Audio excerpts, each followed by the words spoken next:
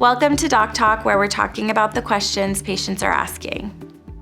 Hi, I'm Dr. Julia Redding, and I'm a board-certified pediatrician. So today we're talking about picky eaters. So picky eating comes up a lot in my practice, and it can be really hard to know what to do. But I think the most important thing I try and tell parents is try not to negotiate.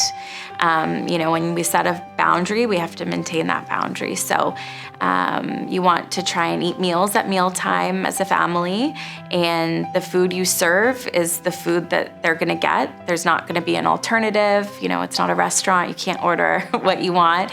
But then as the parent, it's really important to at least put something on the plate you know your child will eat, and something on the plate they may or may not eat, and not put too much pressure on your child one way or the other. If they eat it, great, and if they don't, that's okay. But the real issue, I think, is then if they don't eat it and they say, I'm hungry, can I have some goldfish? Can I have XYZ, right? And it's easier said than done, but I try and empower parents to say, look, this is all we have. If you're hungry, this is the meal that I've made. This is all we have. It sounds cruel, but that's the experts say, you want to try and encourage your child to eat what's available. They're more likely to explore or try new foods if they are a little hungry. And then I tell people, in 30 minutes, an hour, you can say, okay, I'll save your plate and we'll try, I'll try again later if you're still hungry. And if that's really not working out, maybe trying to offer a snack. So this is not a meal alternative. We can have a snack now that it's been X amount of time and have it be, a healthier snack, not like the dessert or the goldfish or the Cheetos or whatever, but maybe like apples with peanut butter or, celery with peanut butter or something that's a little more balanced rather than like a treat or a reward for not eating their meal, right? Because we don't want to unintentionally reward kids for not eating the food they're served, but it can be really hard as a parent.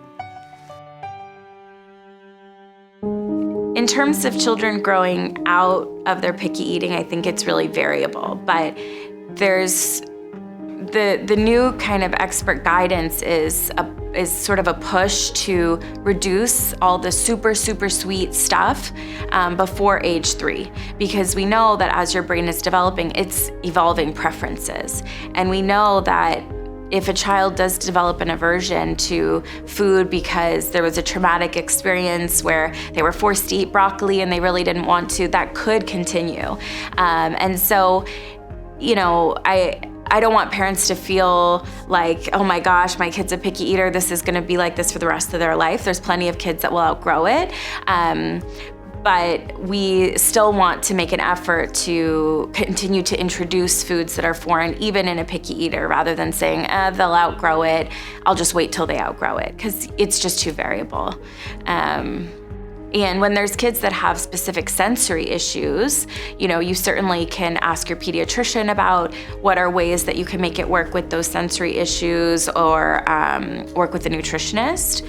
But when you look at the recommendations and the data, there is concern that some of those sensory issues can be aversions from traumatic experiences where parents or teachers or whoever say, you need to eat what's on your plate. And if the child really doesn't want to, that can develop sort of like an aversion to that. And so we try and encourage people to just empower kids to explore their food, whether it's in their mouth or with their fingers.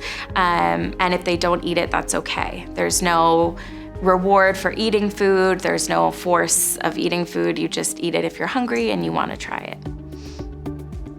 For Doc Talk, I'm Dr. Julia Redding. Here's to your health.